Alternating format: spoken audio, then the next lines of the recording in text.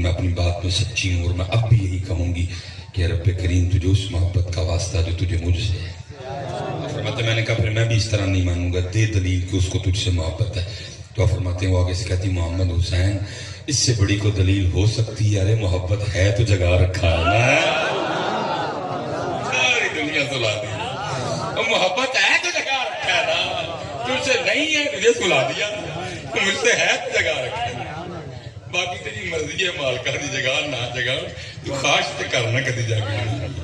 تیری خواہشوں کی جو لسٹ ہے اس میں سارا کچھ ہی ہے کوئی، اس میں تہجد ہے ہی کوئی، اس میں شب بیداری ہے ہی کوئی.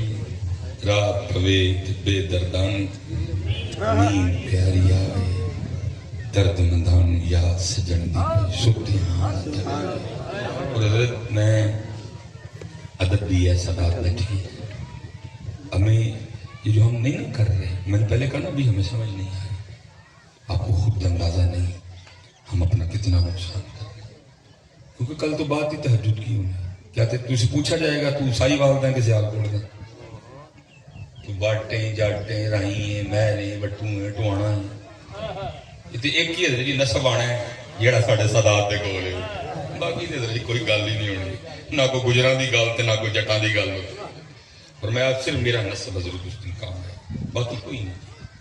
اتھے عملان دے ہونے نے نبیڑے کسے نہیں تیری ہے، تیرے کا گڈی کیڑی سی، تیری پیری کنی سی، تیرے منڈے کنے ہیں، بس.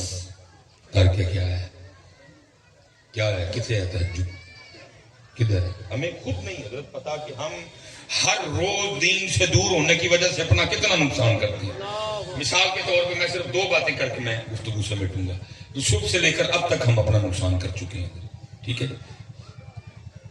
مثلا جس میرے بھائی نے اللہ سب پہ رحم فرمائے آج فجر کی سنتیں نہیں پڑھی، جس دوست نے آج فجر کی سنتیں، ذرا اپنا نقصان سنو.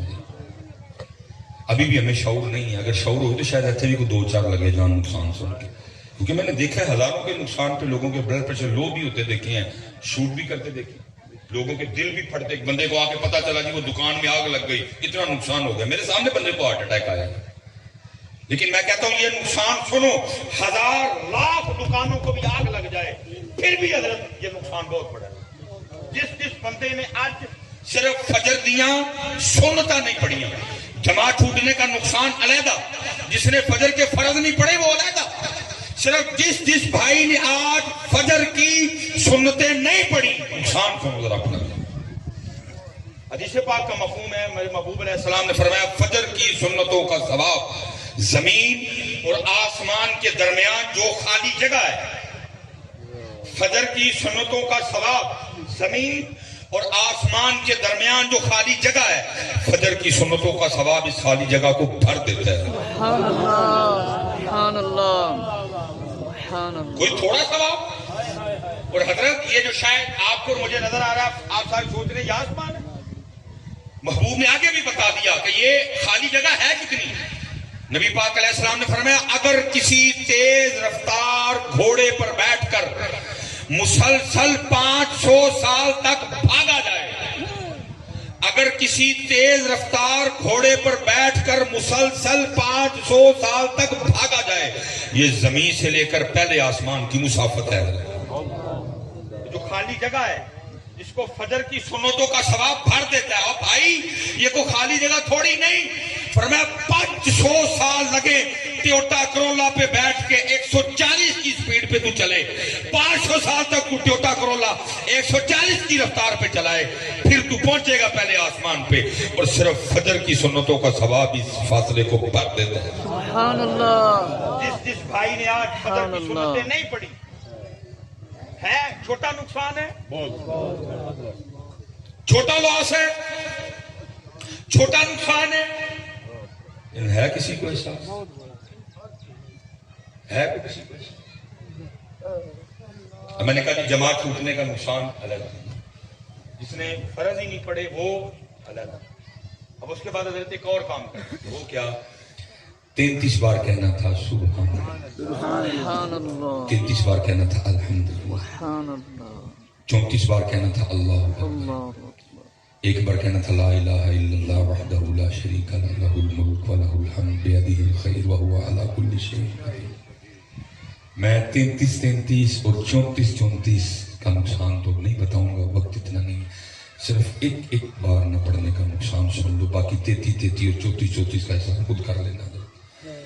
نبی پاک علیہ السلام جلوہ کرے، صحابہ حاضر خدمت، اور کیا کسی نے کمال نقشہ کھینچا، ان جگمگ تاروں میں مہتاب کا عالم کیا، سبحان اللہ، صحابہ حاضر خدمت۔ نبی پاک علیہ السلام نے جبل احد شریف کی طرف صحابہ کی توجہ دلا کے فرمایا، اے میرے صحابہ، کیا تم میں سے کوئی ایسا نہیں جو روزانہ جبل احد کے برابر عمل کر لیا کرے؟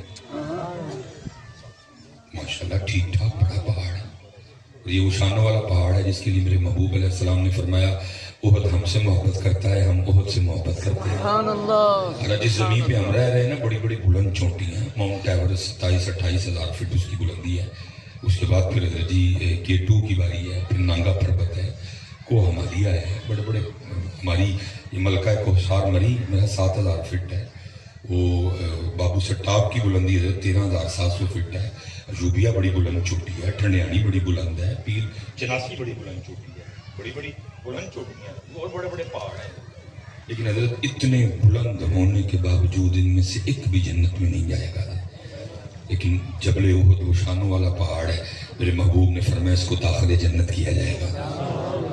وجہ کیا؟ نبی پاک علیہ السلام نے فرمایا ہم سے پیار کرتا ہے، یہ داخل جنت ہے، یہ جنتی بات ہے جبل احد شریف جو ہے۔ فرمایا میرے صحابہ کیا تم میں سے کوئی ایسا نہیں جو روزانہ جبل احد کے برابر عمل کر لیا کر؟ صحابہ نے اس کی محبوب علیہ السلام بہت بڑا پہاڑ ہے، کون طاقت رکھتا ہے؟ دریائے راہ میں جوش میں تھا۔ فرمایا میرے صحابہ تم میں سے ہر کوئی اس کی طاقت رکھتا ہے۔ اس کی محبوب کیسے؟ فرمایا صرف ایک بار سبحان اللہ کہنے کا ثواب جبل احد سے زیادہ ہے۔ جتنا نہیں کہا زیادہ ہے، کتنا زیادہ اللہ جانے، اللہ کے رسول جانے۔ اور ہم نے کتنی بار کہنا تھا فجر کے بعد جی؟ کتنی بار؟ 33 بار۔ ایک بار کہنے کا ثواب کتنا سی؟ جبل احد نالوں نقصان ہو گیا نا، کیوں کہا کیا ہو گیا نا پترا نقصان، کیوں کہا ہو گیا نا نقصان، کتنا بڑا نقصان۔ فرمایا ایک بار الحمدللہ کہنے کا ثواب جبل احد سے زیادہ ہے۔ فرمایا صرف ایک بار لا الہ الا اللہ کہنے کا ثواب جبل احد سے۔ اور اہل سنت کا مزاج کیا ہے؟ ہر فرض نماز کے بعد 3 بار، ہو گیا نا نقصان۔ فرمایا ایک بار اللہ اکبر کہنے کا ثواب جبل احد سے، اور کتنی بار کہنا تھا ہم نے؟ ہو گیا نا نقصان۔ لیکن یہ کہا کہ وہ سنگیو بیلیو ساری توجہ نہیں ہے اس نقصان والے پاس، ابھی ساری توجہ دنیا داری کی جانب، پہلیاں، زمین، کٹے، بچے، ٹریکٹر، مربع، قلعے، ابھی نہیں توجہ اس جانب کوئی بھی۔ لیکن حضرت پھر اس دن قرآن کیا کہتا ہے جب پتہ لگے گا نا کہ پھر یقول یا لیتنی قدمت،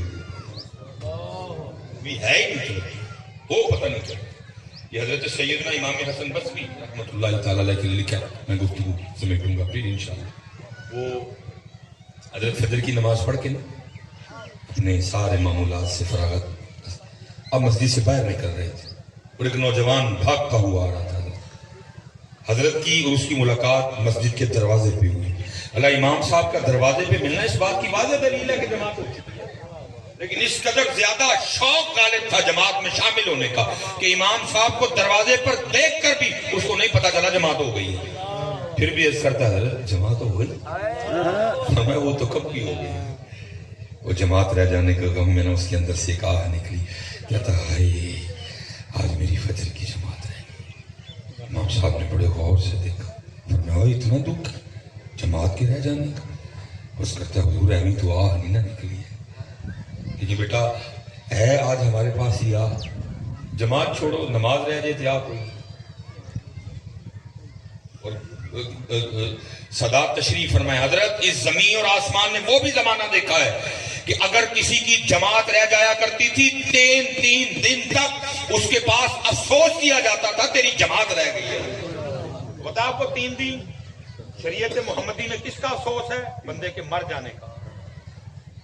وہ بھی دور تھا بندے کے مرنے کا اور جماعت کے رہ جانے کا غم برابر تھا.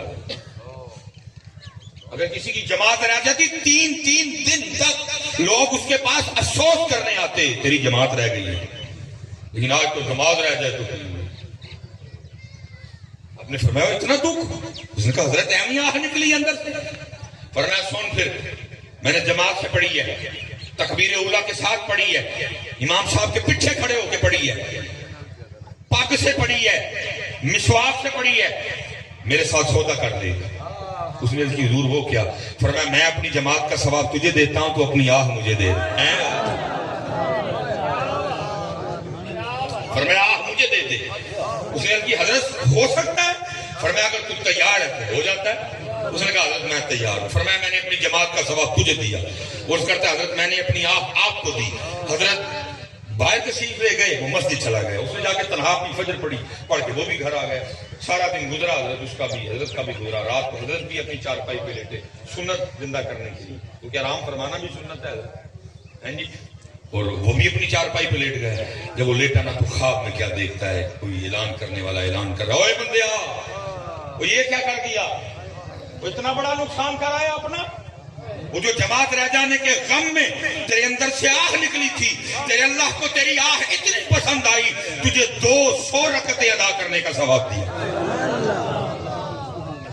تو 27 پہ سودا کر آیا, تیری وہ آہ تیرے اللہ کو اتنی پسند آئی, تجھے 200 رکعتیں ادا کرنے کا ثواب دیا.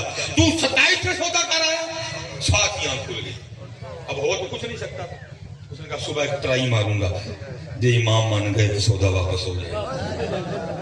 رات اس نے کروٹیں بدل کے صبح ہو امام کا مان جائیں سودا واپس کر لیں. 27 گھاٹا آ گیا مجھے بڑا زیادہ.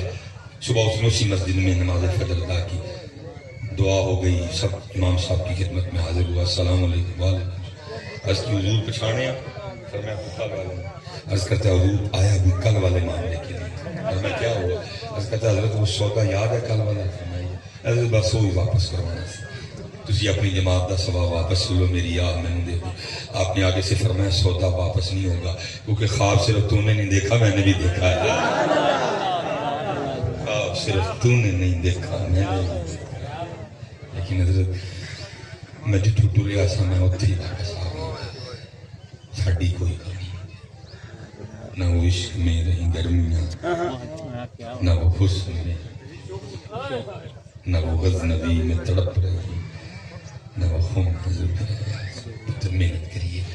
یہ جو صاحب مزار ہے نا, یہی پیغام ہے. اپنے رب نہ لو لاؤ, نبی پاک علیہ السلام سے وفا کرو, اپنے رب سے لو.